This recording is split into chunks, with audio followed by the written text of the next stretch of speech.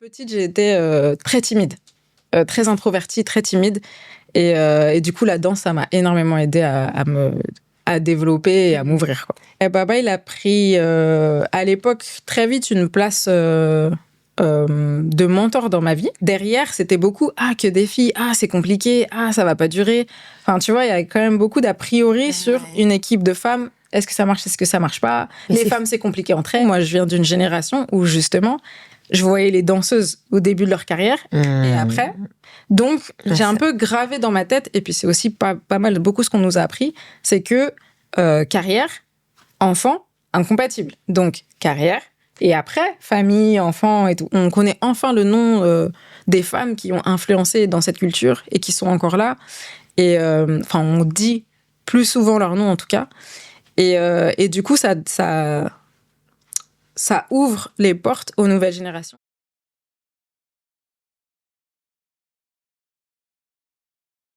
Salut l'équipe, c'est Anissa, j'espère que vous allez bien. Bienvenue chez WAM. Aujourd'hui, nous sommes dans un nouvel épisode avec une danseuse et pas des moindres, une danseuse que vous connaissez tous, une danseuse talentueuse, très grande danseuse, qui a gagné de multiples battles, qui représente la communauté house et qui est aujourd'hui parmi nous, Odile Lacide. Yes, salut.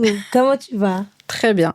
Merci beaucoup pour ta venue pour Influence WAM. Merci pour l'invitation. Avec plaisir. Du coup, présente-toi, qui tu es, d'où tu viens, dis-nous tout. Alors, mon nom, Odile Lacide, je suis danseuse, je suis originaire des Antilles, la Guadeloupe et la Martinique, les deux. Et j'ai grandi à Épinay-sur-Seine, donc je suis du 93, encore et toujours dans le 93. Et j'ai commencé par le hip-hop, new style, hype, hip-hop old school. Et ensuite, j'ai découvert la house dans les clubs et depuis, je ne l'ai pas quitté. Voilà. Un très, très beau parcours. Du coup, on va commencer vraiment dans le début. Qui est Odile étant jeune? Qui est Odile étant petite? Est-ce que c'est ses parents qui la mettent dedans? On sait que les Antillais, on sait tous que, vous savez, vous baignez dedans, la musique, la fête. Est-ce que c'était naturel? Dis-moi. Alors, Odile petite, je suis la deuxième de la fratrie, donc j'ai une grande sœur qui a 3 ans plus que moi. Ouais. Donc on a grandi, effectivement avec la culture antillaise très présente. J'aime bien dire la petite blague que effectivement mon daron il se prenait pour un DJ. Donc tous les dimanches il y avait de la musique à la maison. Et vraiment c'était un fan de musique, donc j'avais tous les CD. Après très de la culture antillaise, donc zouk, compas, etc. Mais pas que, parce qu'il écoutait de tout, et ma mère aussi. Elle écoutait beaucoup de musique, beaucoup de R&B, soul, tout ça. Du coup, voilà, baigner dans la musique, effectivement, très tôt, c'était assez naturel. Pour moi, c'était normal. Et la danse aussi, ça fait partie des réunions familiales, de quand on est en famille, quand on est à Noël, quand on est pour les mariages, pour les anniversaires. Voilà, il y a toujours de la musique, il y a toujours des gens qui dansent. Donc ça, avec le recul, je me rends compte qu'effectivement, ça a beaucoup joué. Moi, en étant petite, mais comme beaucoup d'enfants, voilà, on est dedans, on est baigné et c'est tout, quoi. Ça fait partie de nous. Après, ma mère, elle était fan de Michael Jackson. Vraiment. Genre, concert, tout ça, elle y allait. Bon, après, vu qu'elle nous avait, elle allait un petit peu moins et tout. Mais du coup, elle regardait énormément les clips et tout. Donc, forcément, j'ai pris cette passion-là. Et j'ai donc très vite eu envie de danser sur scène. Mais je l'avais pas identifié comme ça. Pour moi, c'était mais c'est trop bien de danser, et je m'imaginais pas que c'était vraiment un métier. Mais très très jeune, je me rappelle avoir dit à ma mère mais moi je veux. En fait, je regardais les chorés de Michael Jackson, et le plus souvent dans les chorés genre Smooth Criminal, c'était beaucoup des hommes. Oui, et vrai. Du coup, je me disais mais moi je veux trop faire ça et tout. Pourquoi c'est que des hommes et tout? Vas-y, c'est pas grave. Moi je veux chorégraphier Michael Jackson. Du coup, ce sera moi la chorégraphe. Et ma mère elle rigolait parce qu'elle disait quand tu seras assez grande pour chorégraphier, je pense que lui sera plus là, quoi. Mais bon. Let's go. Donc, c'est un peu comme ça que la passion de la danse. Et puis, donc, chez moi, à Épinay-sur-Seine, y a les fêtes de quartier, etc. Donc, il y a des petits stages en fin d'année, tout ça, enfin au printemps, l'été. Et là, je vois un spectacle de modern jazz et je reste bloquée dessus. Et je dis à ma mère, moi, je veux faire ça l'année prochaine. Donc, elle m'inscrit et c'est un peu comme ça que l'aventure commence. Donc, j'ai commencé par le modern jazz à l'âge de 10 ans, 11 ans. Et après, avec les amis, donc moi, quand j'étais au collège, je me suis liée d'amitié de personnes qui sont encore mes amies aujourd'hui. Donc, Kenny. Kenny Camarota, que vous connaissez, que tout le monde connaît et tout, qui est danseur, chanteur et qui est organisateur d'événements, tout ça. Ok. Et du coup, c'est lui qui me fait découvrir le hip-hop. Parce que on a 14-15 ans et il me dit, mais il y a des cours de... Donc moi, j'arrête le modern jazz et je cherche de la danse, je cherche des cours de danse. Et il me dit, mais il y a un prof de hip-hop à Épinay, tu connais pas, viens, c'est Osé Kondo et tout.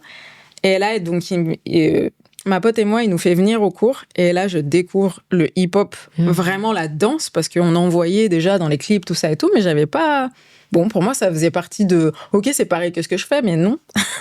Et du coup, j'arrive dans le cours et c'est Francis Bida, donc section C, qui donne le cours. Et là, ça y est, révélation. Et je dis, mais moi, je veux faire ça. Et du coup, je commence le hip-hop comme ça. Et je fais... j'ai 15 ans, donc je fais plus de 10 ans danser avec Francis. On monte un groupe avec Kenny, avec Jess, Jessica. Dedans, il y avait Oladouni, il y avait Gloria, il y avait plein de gens qui ont arrêté malheureusement, mais Camille, Mathieu, enfin voilà. On était tout un groupe. Ingrid et Raphaël, qui était dans le groupe aussi, donc qui s'appelle Atypique. Ah oui, du beau monde en fait. Du beau monde. On monte ce groupe-là, on fait des scènes, et Francis commence à organiser un événement qui s'appelle Section Showtime, et qu'on a repris, mais je reviendrai dessus plus tard. Et du coup, voilà. Donc c'est comme ça vraiment que je rentre et que je baigne via Francis et ce qu'il nous raconte et sa transmission dans la passion de la culture et du hip-hop. Donc vraiment, il nous a tout transmis, autant du côté de la danse que la passion de la musique, que aussi la passion de la culture des fringues. Voilà, quand tu danses hip-hop, tu t'habilles comme ça et tu mets du soin à ce que tu portes, à tes baskets, etc. Bref, donc plein de choses. Et puis il nous transmet aussi l'histoire. Voilà, c'était quand même un puits de savoir. Parce qu'il faisait partie de ces générations qui ont démarré le hip-hop ici en France. En tout cas, qui l'ont fait évoluer. Et du coup, voilà, donc j'apprends. Et puis, un jour, il vient, il nous dit, il y a un nouveau lieu dans Paris, il faut trop que vous veniez et tout. C'est le dimanche, il y a là les danseurs qui s'entraînent et tout, c'est trop bien. C'est dans un club, ça s'appelle le June. Oh, wow. C'est que de la house. Et là, je dis... La house? Dans un club? Ok. C'est de 18h à minuit, il faut trop y aller. Ok, on y va. Et là, je découvre la house. Et je dis... Ok. Donc c'est là, ça existe. Les musiques que j'écoute, là, il y a une danse dessus. Ok, let's go. Donc du coup, c'est comme ça que je démarre la house complètement en autodidacte parce que je regardais, donc j'allais tous les dimanches, ça s'appelait Dance Culture. Et du coup, je regardais les gens danser, je comprenais pas parce que ça ressemblait, mais c'était pas hip-hop. C'est pas la même énergie, c'est pas la manière de prendre la musique et ça ressemblait de fou aux danses traditionnelles antillaises, dont le gros cas, que moi j'ai toujours vu dans mon enfance. Et du coup, je me disais, mais c'est trop pour moi en fait. Et bref, donc c'est un peu comme ça que je commence, très timide au début. Et du coup, j'observe énormément et je m'entraîne chez moi et je retourne, j'observe et tout le monde me dit pourquoi tu danses pas? Non, t'inquiète. Et puis je commence par l'année qui suit, je commence les cours de Iso qui faisait partie de Section C, le houser dans Section C. Et il donne des cours pas très loin du June, le dimanche, juste avant le June, c'était parfait. Et dans ces cours, j'ai appris toutes les foundations, toutes les bases et tout. Et voilà, et après, je développe par moi-même. Et ensuite, on y arrivera plus tard, mais c'est là que je rencontre Baba et que je rentre dans Paradoxal. Et voilà. Incroyable. Voilà. Ah ouais, ça c'est vraiment Du coup, je t'ai dit le parcours, je t'ai pas trop dit qui j'étais, mais moi, petite, j'ai été très timide, très introvertie, très timide. Et du coup, la danse, ça m'a énormément aidée à développer et à m'ouvrir, quoi. Mais du coup, est-ce qu'aujourd'hui, grâce à tout ça, grâce à la danse, grâce aux personnes que tu as rencontrées, est-ce que tu te dis encore que tu es introvertie ou Ah non, pas du tout. Pas du tout. Déjà, pas extravertie, mais je me définirais différemment, là où timidité ou introvertie, on le voit un peu comme des défauts. enfin des choses à améliorer et tout. Bah maintenant j'assume complètement. Enfin, je suis plus timide clairement, mais je suis pas non plus quelqu'un d'extraverti ou quelqu'un, et ça fait partie de moi et de ma personnalité, et c'est comme ça quoi. Incroyable. Mais du coup, est-ce que étant petite tu te disais vouloir être danseuse parce que tu baignes dedans, parce qu'il y a ta famille, parce que ta maman adore Michael Jackson, ou t'avais d'autres rêves, d'autres passions, tu te voyais? Je suis d'une génération où du coup j'ai pas j'ai des artistes dans ma famille, mais pas des artistes qui ont une carrière intermittent du spectacle ou carrière vraiment d'artiste. Donc moi j'ai pas d'exemple qui me disent c'est possible de vivre de ça et d'en faire son métier. Mais c'est surtout, même à ton époque, est-ce que même intermittent du spectacle, ça existait déjà? Ouais, ça existait, bien sûr, ça existait, il y en avait, mais moi, je connaissais pas du tout cet univers-là, quoi. Et du coup, je vois que les stars. Donc, c'est soit t'es une star, soit tu travailles. C'est ça. Donc, du coup, même comment je suis éduquée, c'est je fais des études, je dois trouver un travail, etc. Donc, la danse, aussi, dès que je démarre et que je découvre la culture hip-hop, etc., je me dis très vite, c'est assez une évidence que ça fera toujours partie de ma vie. D'accord. Mais je suis quand même dans une logique où, ok, je fais mes études et je trouve un travail. Donc, je me dis pas, en fait, au fond de moi, je rêve de ne vivre que de ça, mais je j'ai pas d'exemple, et j'avoue que je creuse pas, parce que à cette époque-là aussi, je creuse à un moment donné parce que ma mère, je me rappelle, on avait, dans la famille un peu éloignée, il y avait la mère d'un de mes cousins un peu éloigné qui était danseuse, et du coup elle me dit mais il faut que tu parles avec elle et tout, donc elle capte quand même la fibre, mais c'était danseuse contempo, et donc c'est encore un autre milieu.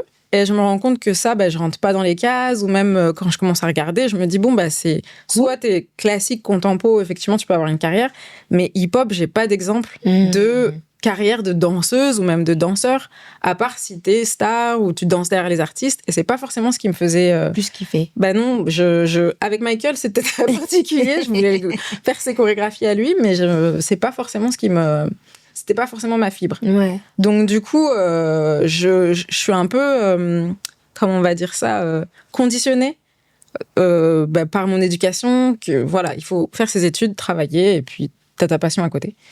Et même si ça me fait mal, je me force un peu à faire ça. Même si je sais qu'au fond de moi, non, j'aurais tellement rêvé faire que ça. Vas-y, je fais mes études. En plus, je suis plutôt bonne à l'école.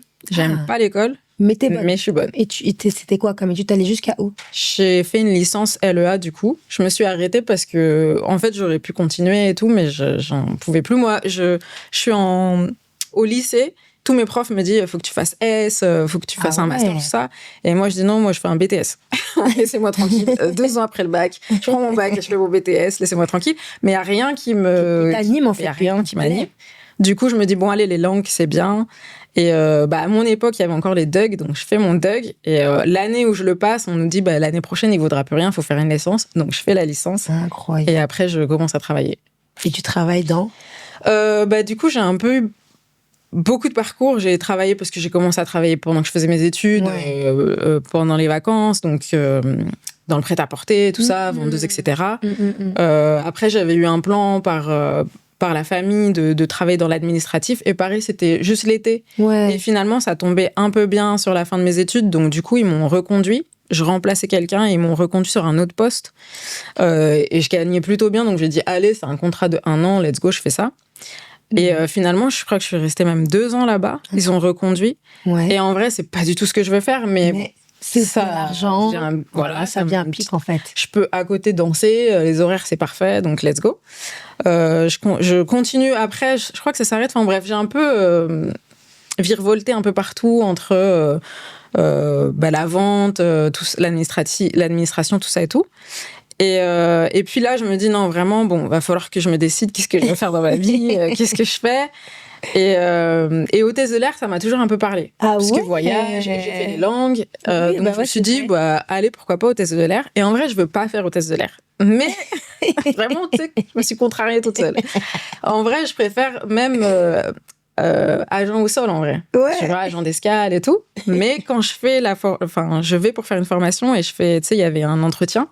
Et je fais l'entretien et tout. Et vas-y, j'en parle tellement bien qu'elle me dit, bon, ben, la formation hôtesse de l'air, on vous prend.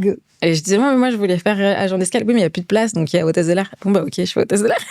Donc, du coup, j'ai fait la formation, j'ai eu mon diplôme. Enfin, oui, c'est un certificat, tout ça et tout. Et j'ai commencé. Incroyable! Mais ça, c'est pas.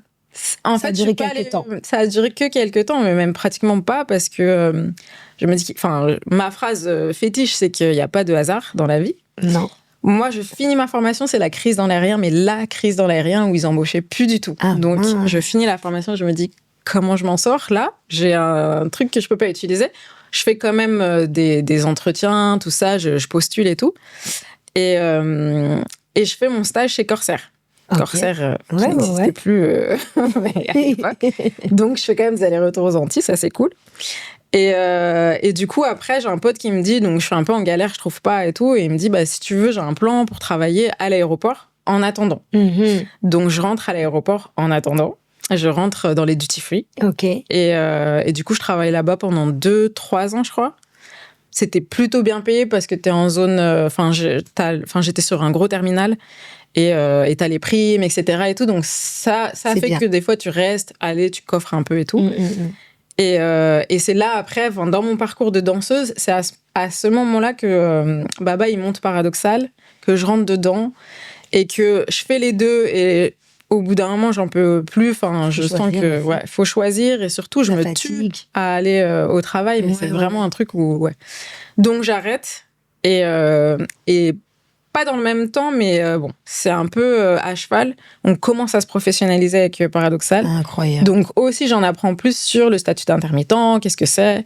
Et là, je me rappelle la première fois que Baba, il m'en parle, c'est puisqu'il travaillait avec donc garde-robe, Céline Gallet. Oui. Donc elle, du coup, qui nous introduit un peu vraiment à cette professionnalisation et tout. Et il y a Kenny dans la salle, il y a Baba, il y a Céline, et ils me disent, moi j'ai arrêté de taffer et tout, donc ils me disent, peut-être le statut d'intermittent, regarde, parce que vraiment... Et je dis, moi je veux pas devenir intermittent. Et je me rappelle toujours, Kenny m'a dit, mais vraiment, je comprends pas et tout, ça serait intéressant. Je dis, non, je veux pas devenir intermittent. Bref, les blocages dans la tête, tu vois, comme quoi, des fois tu te mets des limites. Bref, mais en vrai, c'était ce chemin-là. En fait. Donc attends que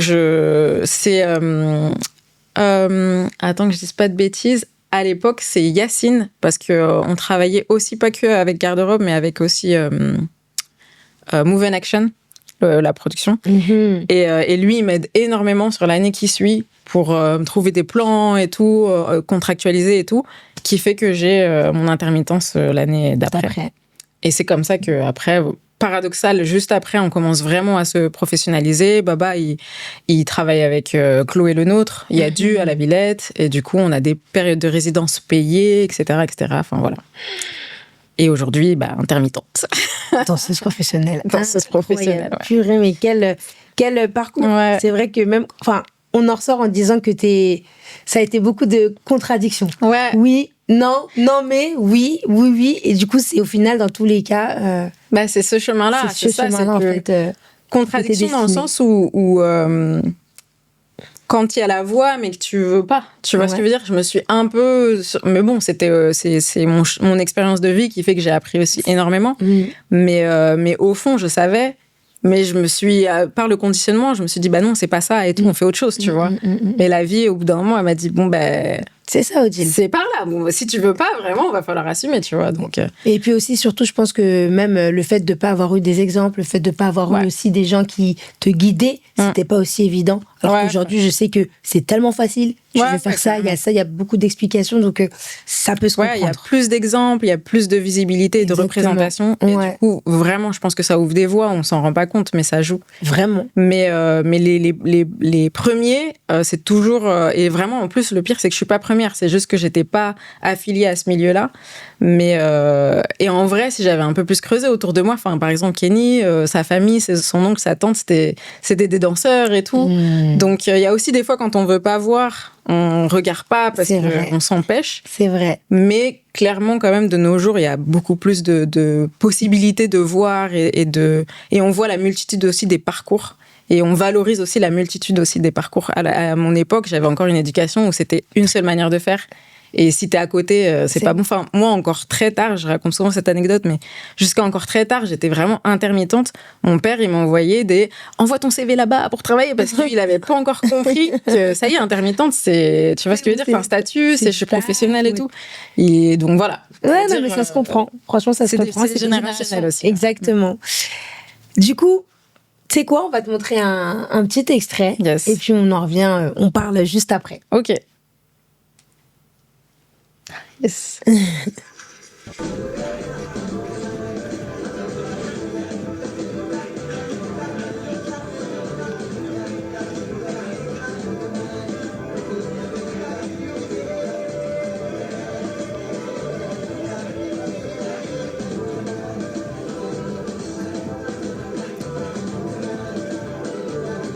Tu portais des jeans serrés à l'époque.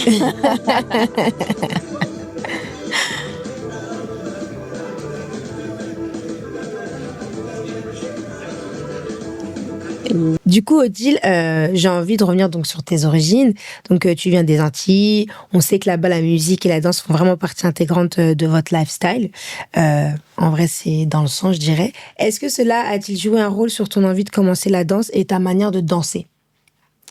Clairement sur l'envie, mais peut-être un peu inconsciemment au début. Ouais. Parce que, comme je disais au début, c'est tellement ancré que c'est normal, c'est assez naturel. Et surtout sur ça, j'ai toujours vu les gens danser. Ouais, donc ça. pas forcément performer, mais juste danser. Donc pour moi, ça fait partie ça fait partie de la vie, quoi. C'est normal. Donc ça, assez naturellement, du coup, je me rends compte que, c'est plus du coup la musique, moi, ce que la musique provoque en moi, qui m'a vraiment qui m'a fait comprendre que j'avais une relation particulière avec la danse, la musique, etc. Et forcément, oui, ça joue dans ma manière de danser. Et c'est pareil, ça en dit long aussi sur ma personnalité et mon parcours. Mais au début, moi, je suis très bonne élève. Donc, j'apprends un style, je me dis, c'est comme ça qu'il faut danser, faut que ça y ait les lignes, que ce soit carré, ou j'apprends un autre style, c'est comme ça. Jusqu'à ce que, et c'est ça que je trouve fort aussi dans cette culture, c'est que, autant dans le hip-hop que dans la house, en fait, au bout d'un moment, t'es livré à toi-même dans ta danse. C'est-à-dire que tu peux plus faire semblant. Il y a la semblant. chorégraphie, mais en vrai, c'est pas les lignes qu'on demande, c'est tes tripes, tu vois.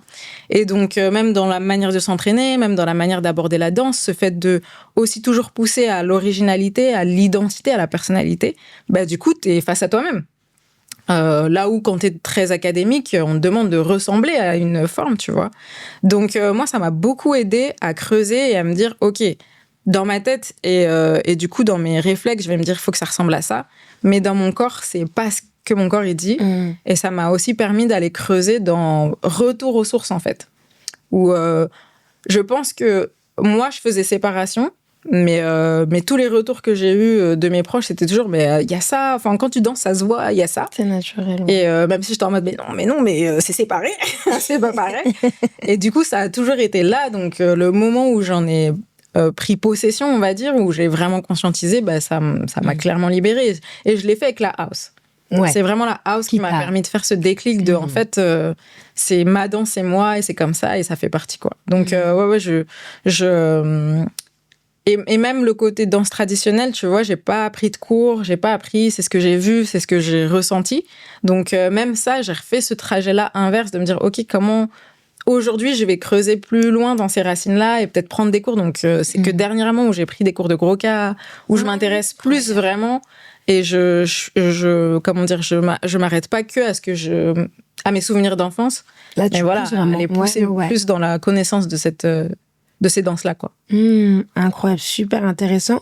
Tout à l'heure, donc, tu disais que Michael Jackson t'a vraiment inspiré. Tu vois, on sait que ta maman, puisqu'elle aimait Janet, beaucoup. Je dis Michael, mais en vrai, c'est la famille. Donc, la question est la suivante. Quelles figures féminines t'ont marqué, même dans la danse, ou qui t'ont inspiré? Bah, en premier, mais en étant jeune, oui, c'est Janet Jackson. Fort. Genre, Notre go mondial. au début, on voyait que Michael, et quand j'ai vu Janet, j'ai dit, ah, donc c'est possible, c'est possible. Genre, donc, Janet Jackson, fort. Après, dans la danse, quand je rentre vraiment dans la danse, les premières que je vois, c'est Sandrine Monard, Oui. c'est Clara, Oui. c'est à l'époque Esther. Je sais pas si tu as connu, mais justement, elle dansait avec Sandrine Clara. Ok. Et Esther, c'est la première qui me donne un cours de house. C'est la première femme qui me donne un cours de house et qui m'apprend la technique du farmer, parce que le farmer, je l'ai appris en observant. Ouais. Mais elle... je sais pas si on me demande de l'apprendre à quelqu'un, je saurais pas expliquer. Et du coup, je prends un cours avec elle et elle explique la technique. Donc, c'est des personnes comme ça, des femmes, des danseuses qui m'ont beaucoup marquée. En tout cas, en France. Pareil, je l'ai jamais rencontré. Enfin, j'ai rencontré une seule fois, mais bien plus tard. C'est Max Lore. Oh. Et en fait, Max Lore, sans le savoir, elle m'a influencée parce que je la connaissais pas. Ouais. J'ai pas eu la chance de voir ses pièces et de voir son travail. Donc, j'ai vu que après les clips qu'elle a chorégraphiés, etc. Mais Francis, il a travaillé avec elle. Il a joué dans ses pièces. Il était dans Boukissa et il a fait les pièces de Max Lore. Et du coup, il nous parlait tout le temps de Max Lore. D'accord. Mais voilà, à l'époque, il n'y a pas Insta, tout ça. Donc, c'est ce que Francis, il me raconte. J'essaie de m'imaginer, de visualiser et tout. Mais tout le temps, il dit, ouais, avec Max Lore. Donc, moi, j'entends Max. Et je me dis, mais il parle d'un homme. Il dit, ouais, donc, les chorégraphies, c'était ça. En fait, ils travaillaient comme si. Et vraiment, les tout débuts où il nous parlait d'elle, je sais pas, mais peut-être c'est moi qui n'ai pas fait gaffe, mais il n'utilisait jamais forcément le pronom. Il disait Max Lore et tout. Donc, je pensais que c'était un homme. J'étais persuadée. En plus, il parlait, ouais, j'ai dansé avec cette personne, tout ça. Donc, j'étais vraiment, ok. Donc, et c'est plus tard, après, compris que c'était une femme. Que je tilte et que je me dis, ah, c'est une femme. Et donc, en plus, donc, j'apprends un peu plus de son histoire. C'est la première femme noire à chorégraphier des clips, à chorégraphier aussi, enfin, en hip-hop, à chorégraphier une pièce totalement hip-hop qui rentre dans les théâtres. Enfin voilà, elle a travaillé avec pour que vous ayez Enfin maintenant, ça y est, on dit un petit peu plus son nom et ça me fait plaisir parce que même de ma génération, on a plein qui la connaissaient pas. Ouais. Parce qu'elle a vraiment un peu disparu. Ok. Mais bon, maintenant, on dit un peu plus son nom et on va rechercher un peu plus le nom des femmes. Et il y en a beaucoup qui m'ont effectivement inspirée. Donc, je disais, elle a travaillé avec Alex Bent. Ouais. Et du coup, bah oui, donc Max Lore, qui sans le savoir, je me dis, ah, en fait, c'est possible d'être femme, noire et chorégraphiée et monter des projets. Parce que ça aussi, pareil, c'est des choses il n'y a pas trop de représentation. Donc, tu te dis, bon, c'est ce que j'ai envie là au fond, mais comment on y arrive ? Est-ce qu'il y a vraiment des voies et des portes qui le permettent ? Après, je pense forcément, avec Francis, j'ai rencontré des danseuses comme Marguerite Mboulé, comme Rose Authentique. Oui. Je la vois danser aux sections Showtime. Elle a fait une interlude. Ils font un interlude avec le groupe. Incroyable. Et je me dis, mais ça, c'est possible. Mais oui, quoi. Donc, Rose, Margot, Espérance. Donc, après, j'ai eu la chance de... Marguerite, elle a monté un projet qui s'appelait Back in the Days et elle a fait appel. En fait, elle voulait réunir plusieurs générations de danseuses. Donc, elle a fait appel à moi. Il y avait aussi Émilie Bataille et Christine Rosten qui étaient dans le projet en nouvelle génération. Et après, il y avait Espérance, il y avait Lydie Lapeste, il y avait Rose, il y avait Barbara Shankan.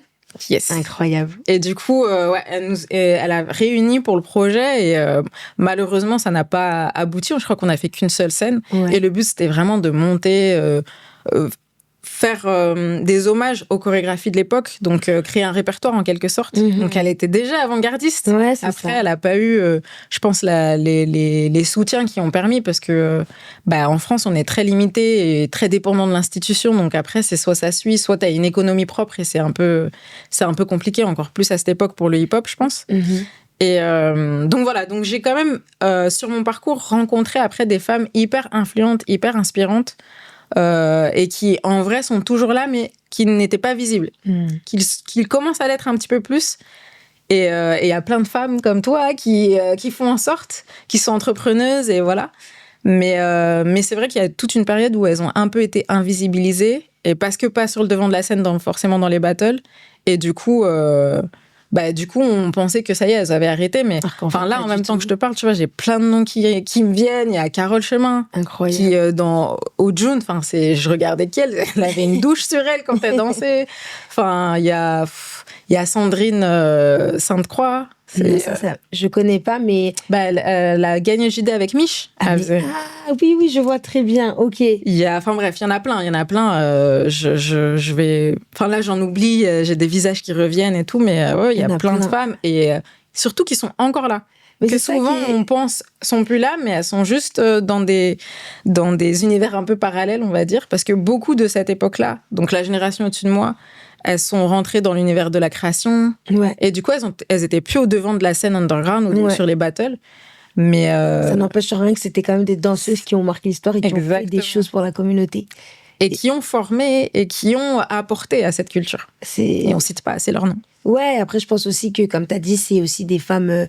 elles étaient là bien avant. Et c'est assez difficile pour beaucoup de gérer aussi la communication et de se rendre visible. Ouais. Parce que tu peux être dans la création, mais on peut te voir. Ouais. Mais si tu n'arrives pas à gérer... Il n'y avait pas tous ces outils aussi à l'époque. Là, on fait une grosse transition quand même où il y a plus la possibilité. Et puis, on est quand même dans une autre époque, même dans les mentalités. Oui, c'est différent. On oublie le nom des femmes et on retient on va dire Max Lord qui a travaillé avec un tel, ou on va dire un tel, et c'était qui avec lui? Enfin, tu vois ce que je veux dire? Il y avait quand même un truc où on oublie le nom des femmes et c'était très peu à raconter l'histoire. Et c'est pour ça aussi qu'avec Francis, j'ai beaucoup appris, c'est que lui, même si au début j'ai mal compris carrément, la mentalité prouve, c'est que j'ai pensé que c'était un homme. Quand il parlait, je pensais que c'était un homme. Parce que Max, c'est vrai que ça porte quand même l'impression, Max, c'est quand même... Et puis pour moi, c'était j'arrivais pas à me l'imaginer, je me le serais pas imaginé toute seule qu'une femme, elle chorégraphie, elle monte et surtout elle forme.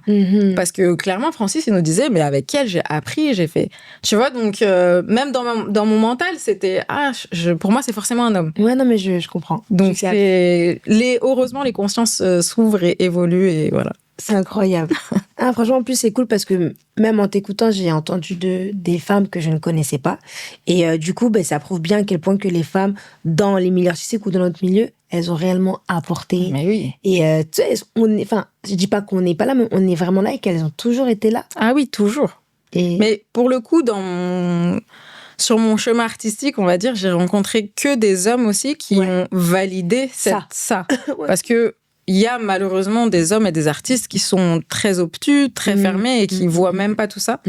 Et moi, avec Francis, qui nous a transmis, c'est ça, parce que c'était aussi son expérience qu'il a vécue. Ouais, et même quand j'ai commencé à travailler avec Baba aussi, ce qu'il défendait, c'était ça. C'était de dire, mais il y a toujours eu des femmes, il y en a toujours et il y en aura toujours. Donc maintenant, comment on fait pour les visibiliser? Parce que... donc voilà. Non, mais ça a été vraiment... on en revient juste un peu par rapport à Paradoxal ou même aussi à Francis, mais ça, pour moi, c'est vraiment des hommes avant-gardistes parce qu'ils avaient compris. Ils savent à quel point les femmes sont importantes. Je pense dû à leur mère, à leur sœur, tu vois, à leur tante, etc. Donc, très fort. Et moi, je voulais juste savoir, toi, à quel moment tu réalises vraiment que la danse, c'est bien plus, en fait, qu'une passion? C'est vraiment quand tu rentres au June, quand tu rencontres Francis, quand tu rencontres Baba, c'est... Ouais, et que tu dis, voilà, en fait, faut que ça devienne mon métier, parce qu'on on t'entend très souvent nous dire, oui, en fait, oui, mais non, mais oui. Mais en vrai, ça a toujours été là, tu vois, et que on va dire, tu l'esquivais, mais la danse était là à côté de toi, Odile, je te veux, on y va. C'est là. C'est là.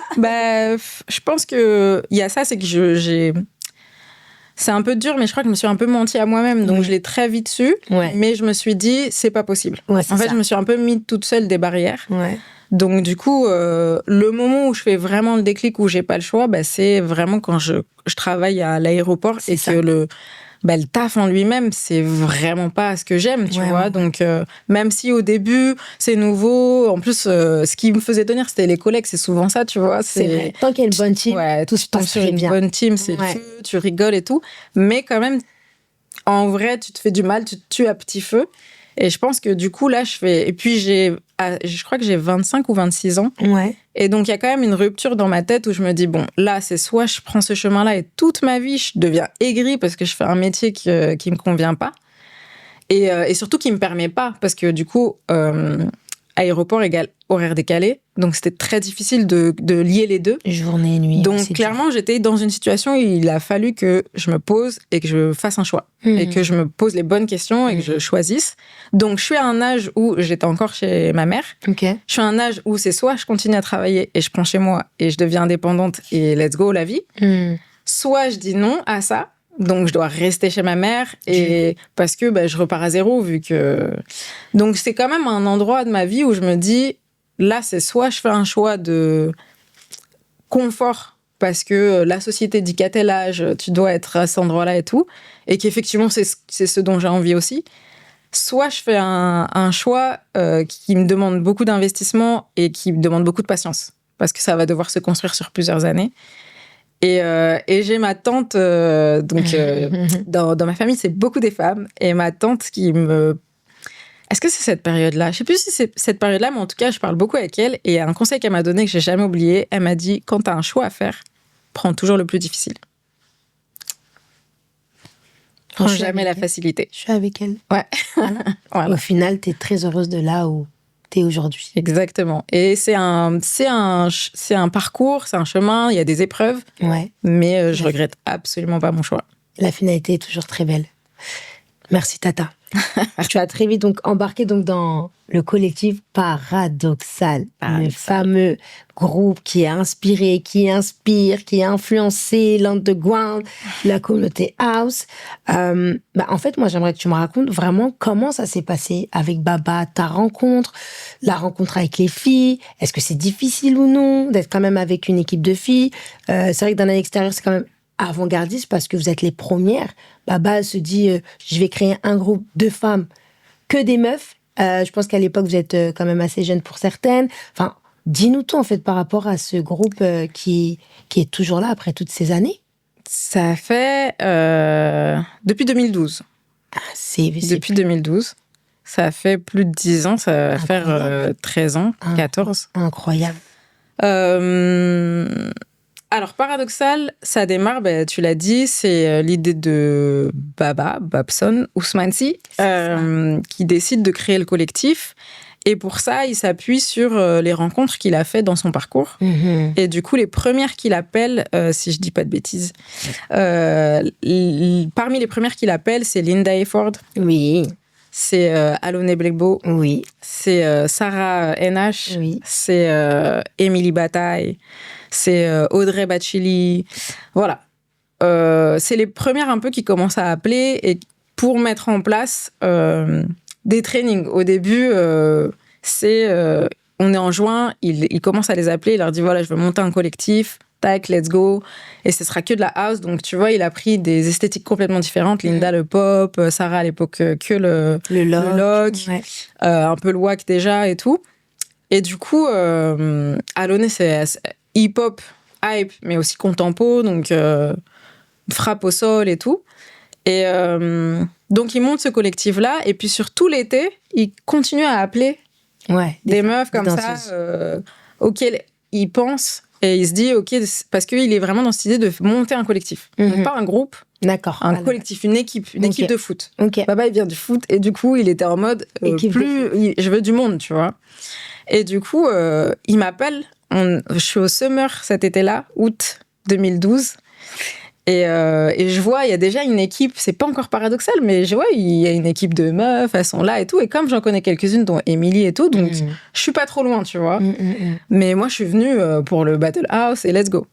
Et pendant les soirées, on échange de fou parce que au June, on se croise déjà, je connais les céréales, j'échange de fou avec Mogo à cette époque, Malcolm, tout ça. Donc, je les connais, on se connaît, mais je suis pas proche de Baba, tu vois. Il me connaît, genre, on se voit, on se dit bonjour, on parle et tout, normal, mais c'est tout. Et du coup, je pense qu'au Summer, enfin, il y a vraiment, je me rappelle de cette soirée où il y a un cercle et on échange de fou. Et on rentre du Summer et tout. Fin août, Émilie, elle m'appelle, elle me dit Baba, il m'a parlé de toi et tout. Est-ce que je peux lui passer ton numéro? Il veut t'appeler et tout. Donc là, je prends une pression. Je me dis Baba, Babson, des Wanted qui veut m'appeler. OK, let's go. Et du coup, il m'appelle et il me dit voilà, j'ai monté un collectif, tout ça et tout. Et je pense à toi. Est-ce que ça te dit de faire partie? Pour l'instant, on tente des choses. Il y a rien de. Enfin, j'ai pas un scénario écrit. mais let's go. Je pense à plusieurs danseuses comme ça, avec des esthétiques différentes. Et du coup, j'ai envie que tu en fasses partie. Est-ce que ça te dit? Donc je dis, let's go. En plus, pareil, il y a deux, trois danseuses dedans que je connais. Donc je me dis, allez, let's go. Et on fait un premier week-end. Donc ça, c'est en septembre 2012. À Nantes, parce qu'il donne un workshop là-bas, il nous dit c'est un week-end, c'est l'occasion de tous se retrouver. Et donc on va là-bas, on loue un Airbnb, grande maison, tout ça, on se retrouve et on fait grande réunion le soir et tout, qui nous explique son projet et tout. Et du coup, il nous dit là cette phrase à ce moment-là où il dit moi je crée le collectif et c'est vous qui en ferez un groupe ou pas. Ça veut dire que avec le recul, je me rends compte qu'il nous a complètement laissé les clés de dire est-ce que ça deviendra un groupe ou non qui va perdurer dans le temps? Est-ce que ça reste un collectif où on passe des bêtes de moments, on fait une armée, etc. Et voilà. Et du coup, en fait, on se sent... maintenant, avec le recul, je me rends compte que ça laisse énormément d'espace à chacune pour s'investir du projet. Pour pas juste se dire ok, il m'a appelé, je fais et je viens, je m'entraîne et je pars et tout, mais pour vraiment se dire ok, c'est aussi notre projet, donc qu'est-ce qu'on en fait, comment on s'investit et tout. Et bref, c'est comme ça que ça démarre Paradoxal. Et notre première scène, je crois que c'est Dance Delight, où là du coup on est obligé d'être une équipe réduite, on n'est que 6. Et lui, il a déjà une vision. Alors Baba, c'était vraiment quelqu'un qui avait une vision aussi beaucoup artistique, mais beaucoup musicale. Donc, tous ses choix de musique étaient réfléchis, travaillés, tout ça. Il écoutait énormément de musique tout le temps et tout. Et donc, on marque beaucoup parce qu'il choisit des remixes de Bodhisattva, DJ producteur. Donc, des remixes de sons R&B que tout le monde connaît, mais remixés en Ancestral House et tout. Donc, ça aussi, ça fait une signature musicale qui fait qu'on sort du lot. Parce que personne fait ça à cette époque et tout. Et du coup, il choisit aussi des sons où les paroles, le sens de la musique, il y fait attention, tu vois. Aussi parce qu'on n'est qu'un groupe de femmes et du coup, ça peut compter des fois. C'est vrai. Donc bref, donc il fait tous ces détails-là, il y fait beaucoup attention. Et c'est un peu comme ça qu'on marque aussi parce qu'il a déjà cette... vision de vouloir se tourner vers l'Afro House. L'Afro House Spirit, comme il disait, parce que Afro House, du coup, c'est un peu générique, donc ça fait rentrer plein de... Et côté musique, mais voilà. Et en danse, ça veut un peu tout et rien dire. Donc, il définit son concept en Afro House Spirit, où il disait, lui, sa technique, c'est house qui vient de New York, mais son accent, il est africain. Et donc, c'était toujours cette volonté d'aller chercher des producteurs et des DJ avec des origines africaines et qui mettaient cette fibre-là dans la musique. Donc, cette vision-là, ça marque une identité forte pour le groupe. Après, il aimait beaucoup jouer avec les mots. Donc, on fait cette première scène Dance Delight. Et puis, l'année, elle avance. Et puis, il y a de plus en plus de choses qui nous sont proposées, mais aussi que lui, il va chercher. OK, il faut faire telle scène, il faut faire telle scène. Donc, il faut un nom. Donc, il trouve Paradoxal. Paradoxal, pourquoi? Parce que paradoxe. Alors, aussi parce que on est à des danseuses d'esthétique et d'origine complètement différentes. Mais sa volonté, c'était qu'on se rejoigne sur de la house. Et donc, du coup, c'était beaucoup, beaucoup d'entraînement, beaucoup de travail pour remettre à niveau tout le monde, pour celles qui n'avaient jamais fait de house ou quoi. Et dans les trainings, ils nous appelaient... l'anecdote, c'est qu'ils nous appelaient les cahiers. Enfin, ils disaient, c'est pourri, allez, on refait, on retourne, demain, il faut revenir, tout ça. Et du coup, après, c'était un peu devenu le paradoxe de... on démarre... Enfin, ce qu'il disait souvent, c'était la marche de progression. Ouais, c'est ça. On démarre de nulle part et c'est là où on va arriver. Donc, il était hyper positif dans ce sens-là. Après, il était très dur. Pour en parler de c'est nul, c'est nul. Mais c'est pas parce que c'est nul que tu vas pas y arriver. C'est travail pour améliorer. Donc, la marche de progression. Et du coup, il y a le paradoxe aussi du fait qu'il ait choisi que ce soit une team que de femmes. Donc, qu'on va nous attendre à un certain endroit et d'arriver à un autre, en fait. Et de proposer complètement autre chose et de surprendre, surtout. Et puis sale, parce qu'à l'époque, on disait beaucoup « Ah, tu fais du sale, etc. » Donc, jeu de mots, paradoxal, on va l'écrire comme ça, tac. Et ça faisait du sens et ça a parlé à tout le monde, donc c'est devenu le nom du groupe. Et donc voilà comment un peu naît le groupe et comment aussi on se sent tout investi.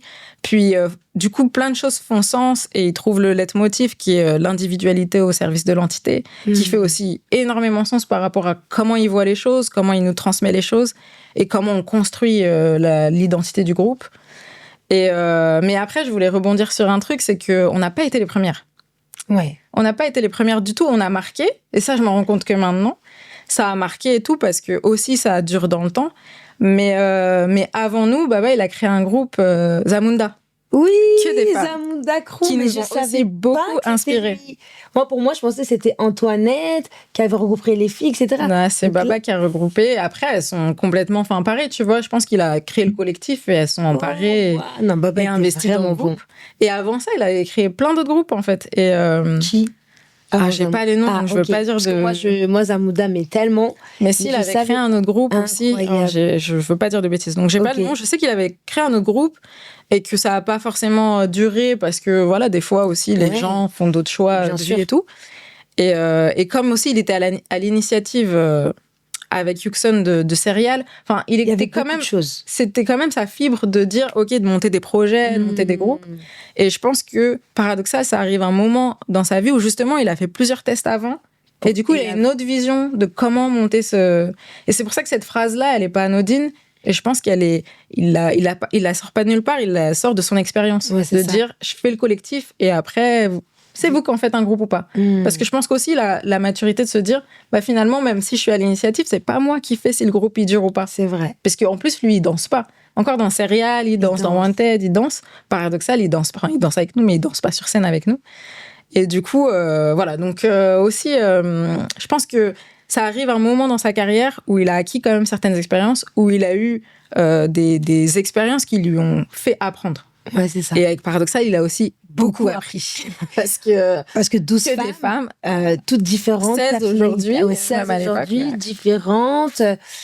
Pour moi, c'est vraiment une vraie grosse force de patience parce que après, vous restez des femmes, donc il faut qu'ils puissent s'adapter à chacune d'entre vous et plein de choses. Et puis même les dynamiques. C'est ça, en fait. Et puis aussi, surtout, finalement, il monte le groupe, il prend pas des jeunes danseuses. On était jeunes, on était dans la vingtaine, mais on démarre pas notre carrière. Ouais, c'est ça. Pour certaines, elles ont déjà une carrière. Certaines, elles sont déjà pro. Linda, elle était pro. Je crois que NH aussi, ou pas longtemps après, elle passe pro. Aurel, elle est pas pro, mais bon, voilà, elle a déjà eu des expériences vraiment. Elle est en place déjà. Enfin, moi, non, mais je le capte. Tu vois, il prend pas des jeunes danseuses dans leur formation, mais il prend... pour certaines, c'était peut-être la première fois qu'elles étaient dans un groupe. Donc, on est vraiment dans l'entre-deux où il choisit, des danseuses qui ont déjà un parcours, mais qui ont encore l'espace d'apprendre des nouvelles choses et de créer quelque chose de nouveau, tu vois. Mais ça, c'est vraiment une expérience de vie, ça s'apprend en faisant, en se connectant aux gens, en créant, en voyant qu'est-ce qui marche pas, les dynamiques. Enfin, voilà, c'est... Ça, par contre, je pense qu'il n'y a pas de secret que de le vivre, quoi. C'est vrai. C'est vrai. Du coup, moi, donc ce collectif 100% féminin, quels ont été les retours de la communauté à l'époque vis-à-vis de ce collectif, sachant que beaucoup venaient d'autres milieux et puis en même temps que des femmes, etc. Comment vos retours, comment vous l'avez ressenti vous, par rapport à la communauté? Des réticences, des critiques, des retours positifs, négatifs. Il y a eu de tout. Il y a eu de tout. On a beaucoup été entourés aussi, donc on avait beaucoup les proches qui faisaient barrière et du coup qui soutenaient. Ouais. Mais il y a eu beaucoup de critiques aussi. En fait, ça a été quand on arrivait en show, ça a été hyper bien accueilli quand même dans les shows, etc. C'est-à-dire que on marquait. Ouais. Et du coup, les gens, ils étaient hyper surpris, donc ça boostait de fou. Mais après, derrière, c'était beaucoup que des filles, c'est compliqué, ça va pas durer.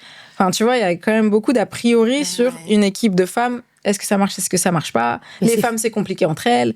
Mais ça, c'est... C'est fou, ça, un peu. Parce que je me dis, je t'ai coupé, excuse-moi, mais je me dis même, quand t'as une équipe de Kemé, c'est la même chose. Il y a des problèmes autant chez les Kemé que chez les femeux. Il y a des... Enfin, c'est comme ça quand tu deviens une vraie famille. Ouais, bah oui. Il y a des hauts et des bas, tu vois. Mais Enfin, le mot est un peu fort, mais on stigmatise ou on diabolise beaucoup et on pense... Enfin, c'est un peu un... Comment on va dire? C'est dans l'inconscient collectif que les femmes entre elles c'est compliqué, les hommes c'est compliqué mais ça va, ils arrivent à gérer. Enfin tu vois, c'est genre c'est toujours plus simple les hommes que les femmes, mais ça encore une fois c'est parce qu'on nous a appris ça. Ouais. C'est pas la réalité et bien sûr que des fois entre femmes ça peut être compliqué, mais comme tu l'as dit, ça peut être compliqué avec des hommes. Donc du coup c'est plus l'inconscience collective sociale qui fait qu'il y a cette pression de que des femmes, c'est dur. Et en vrai ben non, un collectif c'est dur. Femme ou homme, un collectif, c'est dur. Mais c'est dur dans le sens où c'est apprendre à vivre ensemble, ça s'apprend, tu vois. Surtout que, mais même dans des familles où il y a de liens décents, ça peut être compliqué. Donc, dans des familles où tu choisis, où tu dis, OK, on n'a pas grandi ensemble, on n'a pas la même éducation, mais let's go, on se met ensemble, forcément, tu traverses des épreuves, t'apprends, tu repars à zéro, tu remets à plat. Enfin, voilà, pour moi, à chaque fois, je le dis, c'est une épreuve de vie, quoi. C'est une leçon de vie. Voilà.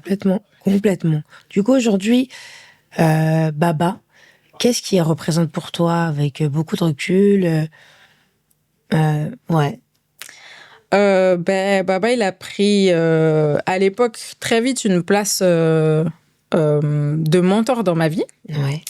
Donc, et pour moi, j'utilise vraiment le mot mentor parce que pas que le côté prof de danse, coach, c'était vraiment même, du coup, on a, même dans la vie de tous les jours, quoi. C'est que ça va plus loin que juste, OK, comment tu t'entraînes, ou tel pas de danse, ou tel choré. C'est vraiment, on a créé un lien d'amitié. Je le considère, et je le considérais, mais je le considère encore aujourd'hui comme mon grand frère. Donc voilà, il a pris cette place-là. Importante et de soutien autant que de savoir me remonter les bretelles, autant que de savoir me pousser. Enfin voilà, il a pris une place un peu très importante dans ma vie.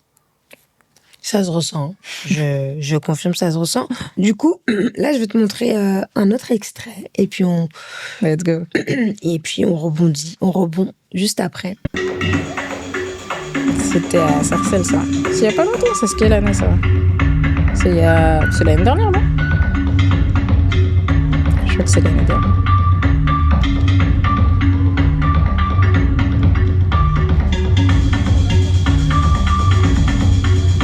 Parle-nous de cet extrait-là aussi. Cet extrait, c'est le battle La Dame de Fer à Sarcelles. C'était l'année dernière, je crois, 2024.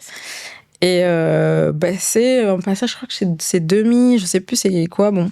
Mais donc c'est SP Sony au platine qui me met une petite galette comme ça.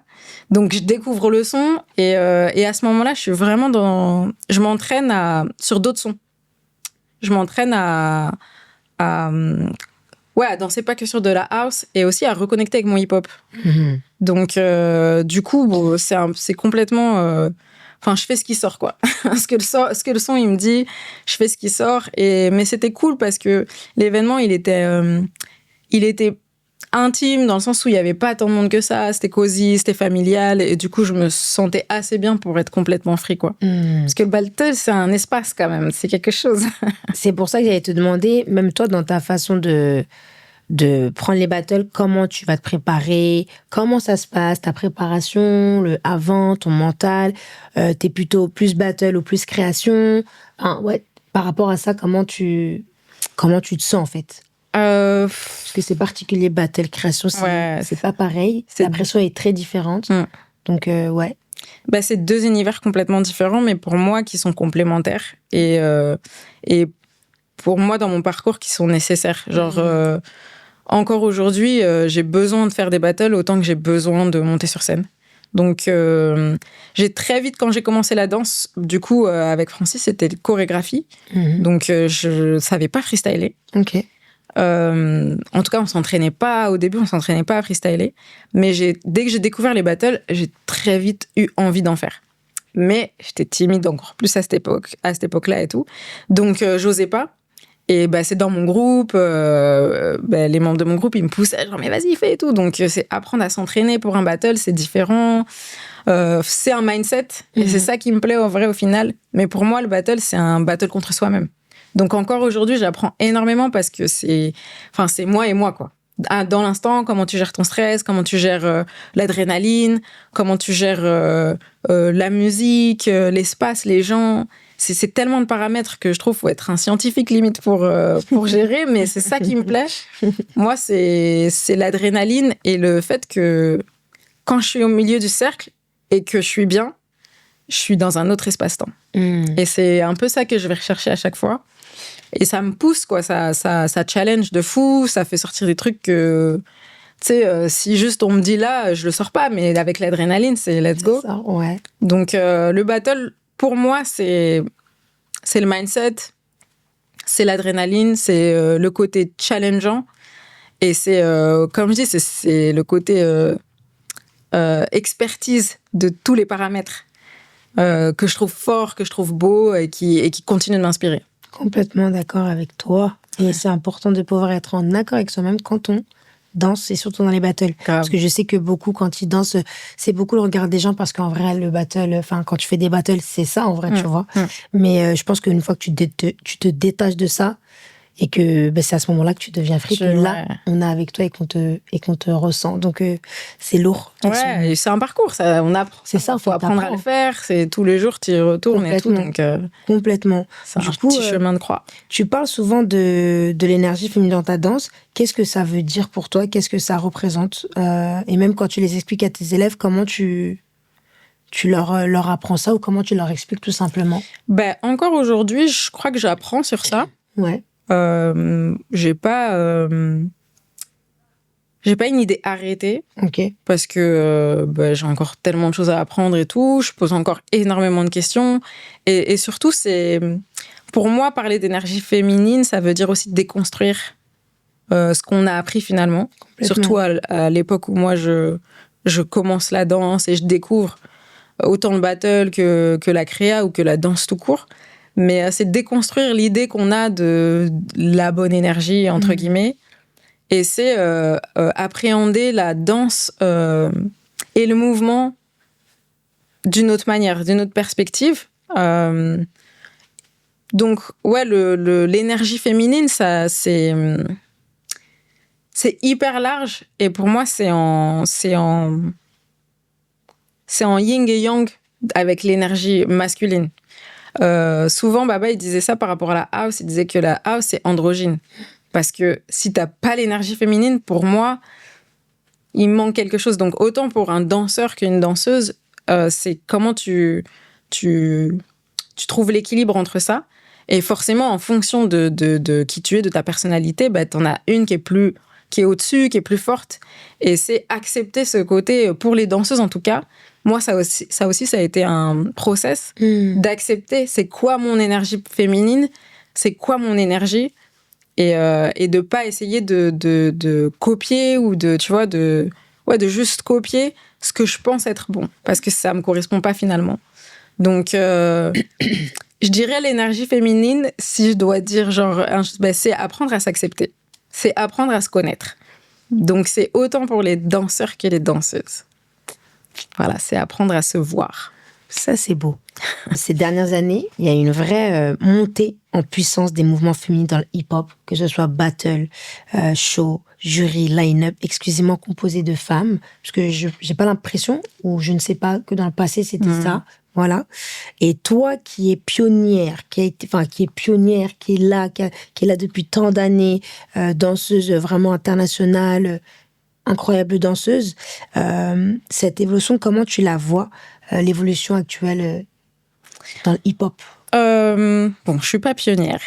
Il y en a beaucoup avant moi qui m'ont inspirée, qui ont tracé le chemin, mais ça me fait plaisir, mais je suis pas pionnière.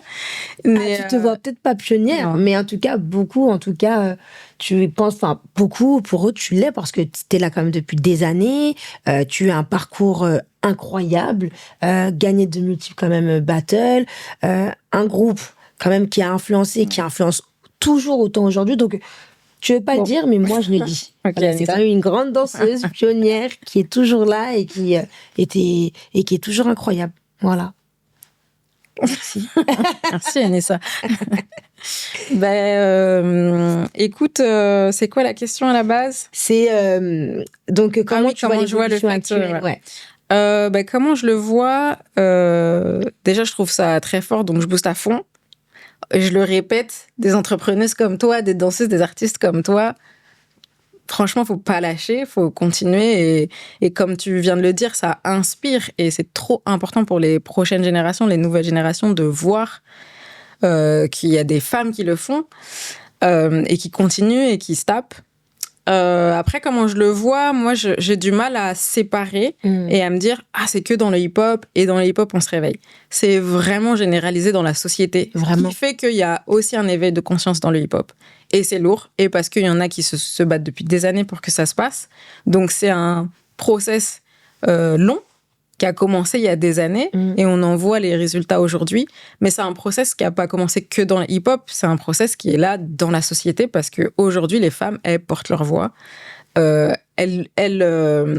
Comment dire, les courants sont à conscientiser et déconstruire plutôt les mœurs de patriarcat.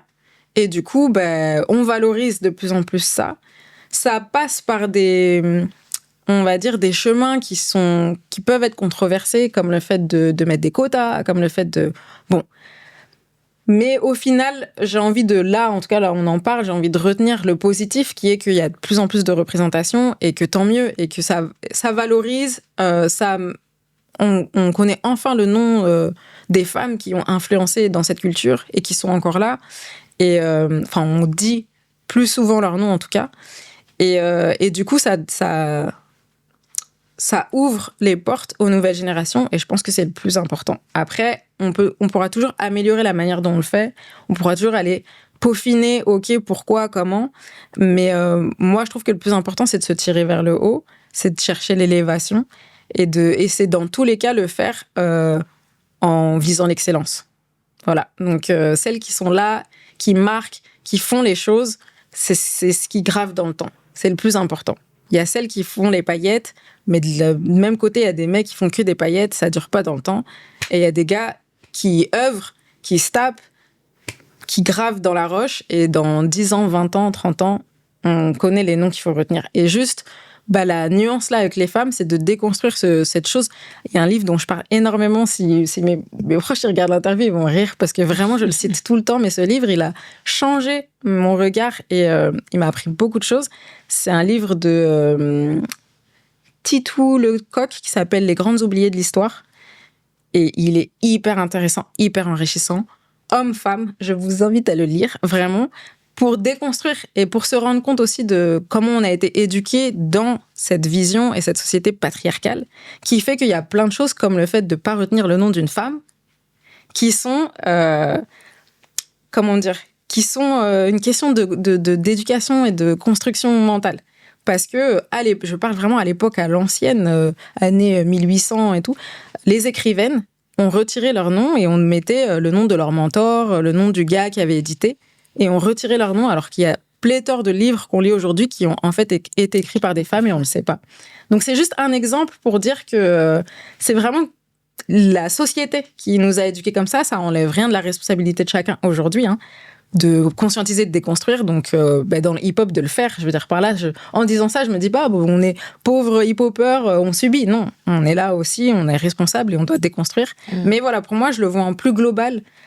Du coup, c'est vrai que la question à chaque fois, dans le hip-hop, dans la société, en fait, elles sont où les femmes ? Et déjà, et du coup, dans le hip-hop, on œuvre pour déconstruire et pour qu'il y ait encore plus de visibilité et qu'on les mette pas juste en avant, qu'on leur donne la place qu'elles ont toujours eue. Parce que on a toujours été là. Voilà. Quel beau message. Quel beau message. On est sur la fin. On va parler un peu de toi en tant que toi, femme, Odile. On te voit beaucoup sur des projets, donc des tournées, des ateliers, des événements. On sait que tu organises aussi des événements. Moi, j'aimerais savoir aujourd'hui comment même tu arrives à gérer ta vie privée avec toute cette grande carrière, sachant qu'on sait quand même que tu as quand même pas mal de femmes autour de toi qui sont mariées, qui ont des enfants. Est-ce que toi-même, ça t'inspire? Est-ce que pas du tout? Tu es dans quel état d'esprit par rapport à tout ça? Est-ce que tu as une certaine pression ou non? Dis-moi dans quel état d'esprit tu es. Vie privée, c'est vie privée. En fait, moi, je parle pas énormément de ma vie privée. Mais pour répondre quand même, parce que c'est quand même des questions que toute n'importe quelle danseuse qui commence ou quoi, ou même moi, je me suis posée et que j'aurais bien aimé savoir à l'époque et tout. Je pense, c'est comme dans n'importe quel métier. C'est trouver la personne qui va comprendre ta passion et soutenir ta passion. Ça, c'est la base. Mais vraiment, c'est dans n'importe quel métier, milieu, voilà. Là, la particularité, c'est qu'on est sur une culture et un milieu où il n'y a pas de règles en termes d'horaire. Puis c'est une passion, donc du coup, vraiment, tu ne te donnes pas d'heure. C'est H24, là, avec toi, dans ta tête, au quotidien. Donc, c'est trouver ton compagnon de route qui va comprendre ça, soit qui vibre avec toi sur ça, ou qui comprend en tout cas ce que tu vis. Et après, le fait aujourd'hui d'être dans un groupe de femmes, mais je suis hyper inspirée parce qu'encore une fois, et ça joue, moi je viens d'une génération où justement, je voyais les danseuses au début de leur carrière et après. Donc, j'ai un peu gravé dans ma tête, et puis c'est aussi pas mal, beaucoup ce qu'on nous a appris, c'est que carrière, enfant, incompatible. Donc, carrière, et après, famille, enfant et tout. Et si à famille, enfant, carrière, fini. Du coup, j'ai un peu dû déconstruire ça. Dû déconstruire ce truc de... Très jeune, j'étais très... quand j'ai vraiment même envisagé, je me suis toujours dit, ça va être compliqué. Bon, moi, je veux des enfants jeunes, mais je sais pas, on verra, on suit le cours de la vie. Et du coup, le fait là aujourd'hui d'être, de grandir avec Paradoxal, avec toutes ces femmes autour de moi et de voir, et je me dis, mais là, la plupart, elles sont mamans, et la plupart, elles ont eu il y en a là qui sont sur leur deuxième, il y en a qui ont déjà 2, elles ont eu leur enfant, elles sont revenues parce que la déterre, parce que en fait, c'est pas incompatible. C'est sûr que c'est un choix de vie dans le sens où c'est des concessions, c'est des choix au quotidien, c'est une organisation, etc. Mais encore une fois, comme je dis, si tu as un compagnon ou en tout cas une famille qui te soutient, c'est complètement pas incompatible. Mais encore une fois, c'est pas que dans le hip-hop, c'est vraiment partout. Après, oui, danseuse, c'est particulier et tout. Mais maintenant, je me base encore plus sur l'exemple des hommes. La plupart, ils sont papas et ils vivent leur vie. Donc, pourquoi pas nous, en fait, tu vois? Donc après, c'est sûr que c'est trouver un équilibre.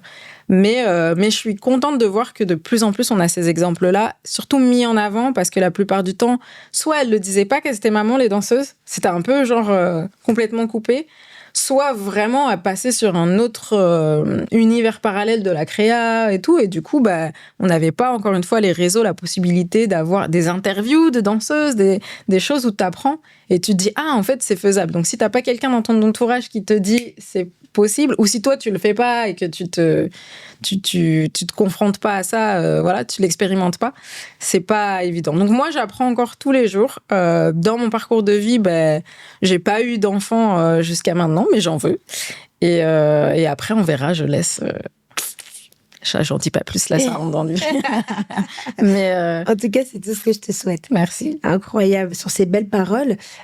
Toi, aujourd'hui, quels sont les projets qui t'enthousiasment le plus? Qu'est-ce qu'on pourrait te souhaiter? Quels sont les projets à venir? Qu'est-ce que tu aimerais vivre? Est-ce que tu as d'autres objectifs, d'autres rêves encore? Toujours. Faut jamais s'arrêter de rêver. Donc oui, j'en ai plein. Là, dans la ligne de mire en direct et concret, c'est le Section Showtime. Donc j'en parlais tout à l'heure. C'est un événement qui a été créé par Francis Mida en 2004, donc le concept a 20 ans. Oui. Et après Covid, depuis 3 ans, on a repris le concept avec Kenny, Camarota, Faiz, Philippe Almeida et Deborah Katsubetsky. Et du coup, c'est le board de base, parce que Deborah, elle a toujours travaillé avec Francis. Mm-hmm. C'est un peu eux deux qui ont monté l'événement.